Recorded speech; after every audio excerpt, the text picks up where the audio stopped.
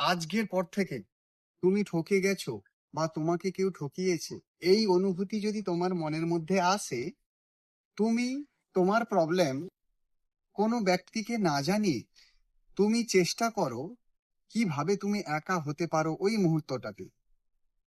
Problem আসবেই যতদিন বেঁচে আছো, কিন্তু সেই প্রবলেম আসার সময়ও তোমাকে এটি মাথায় রাখতে হবে যে আমি যতক্ষণ না একা হতে পারি, আমার এই ব্যক্তিগত সমস্যাও সেটা সমাধান হবে না। কারণ আমরা যত মানুষের সঙ্গে মিশবো, যত মানুষকে আমি আমার সমস্যা বলতে যাব, সেই প্রত্যেকটি মানুষ তাদের ব্যক্তিগত চিন্তা ভাবনা আমাকে বলতে আসবে। তখন আমি যে প্রাকৃতিকভাবে আমার সলিউশন করতে পারতাম প্রবলেমটি, সেটি বাধা পাবে।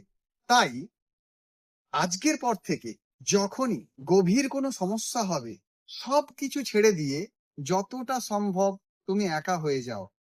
তোমার ম্যাক্সিমাম সলিউশন তুমি নিজেই। প্রকৃতি তোমার মধ্যে সেই ক্ষমতাটা রেখেছেন। শুধুমাত্র অন্বেষণ করতে হবে। আর অন্বেষণ করা মানে এটি তোমার পেশেন্স বা ধৈর্যের উপর নির্ভর করছে যে তোমার সমাধান তুমি নিজে করতে পারো নাকি অন্যের ওপর নির্ভর করে। তুমি যখনই অন্যের উপর নির্ভর করতে যাচ্ছ, তার স্বাভাবিকত্ব তোমাকে গ্রাস করতে পারে। তাই সতর্ক থাকো। আর একটু অনুভবের সঙ্গে আমার সঙ্গে বলো, ওম শান্তি।